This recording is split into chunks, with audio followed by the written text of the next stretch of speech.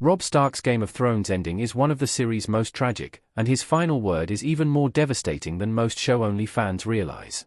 After the viral success of The Rains of Castamere, you'd be hard-pressed to find someone who hasn't heard of the infamous Red Wedding. Game of Thrones Season 3 brings this gruesome scene from page to screen, making a few notable changes to how events unfold in George R.R. Martin's books. However, the incident captures the heart of the Song of Ice and Fire version, leaving viewers with a gut-wrenching and unforgettable conclusion to Robb's war efforts. After Robb is forced to watch his wife die, he receives a knife to the gut himself, courtesy of Roose Bolton and the Lannisters sending their regards. His final word is directed at Catelyn Stark, and it's just slightly different from his closing line in A Storm of Swords. For that reason, it might not hit viewers exactly the same. Robb Stark's last word in Game of Thrones explained.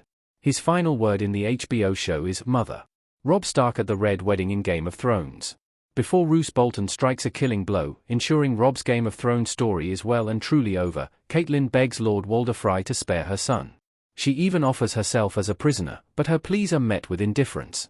And just before he perishes, Robb looks at Catelyn and utters one word, Mother. For those unfamiliar with the Song of Ice and Fire books, it may not be clear exactly what he's trying to say to her. One couldn't be faulted for thinking his final moments are those of a man calling out for the comfort of the woman who raised him. However, A Storm of Swords suggests a different intention. What Robb Stark was trying to tell Catelyn before he died. In the Asoyaf books, he's refusing her sacrifice.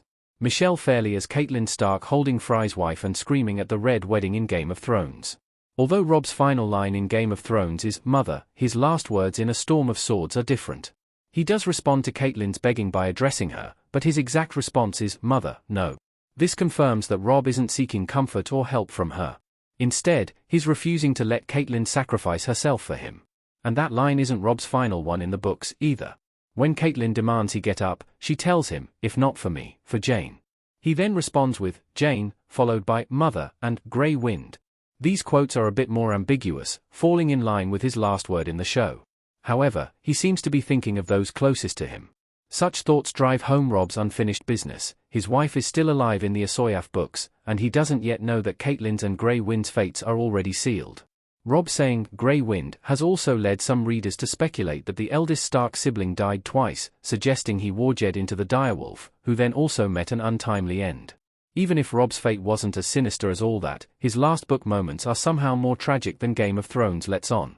They say a lot about his character, and they allude to what could have been, driving home how devastating his ending really is. Why Robb's Mother is more tragic than Game of Thrones lets on. It drives home what a loss the Red Wedding is. Richard Madden as Robb Stark in Game of Thrones Season 3, Episode 9. While Catelyn wasn't making it out of the Red Wedding either way, Robb's willingness to put her life above his own is a tragic addition to the scene. It shows exactly why he was such a beloved character and would have been a preferable leader to Joffrey, Stannis, or the Boltons.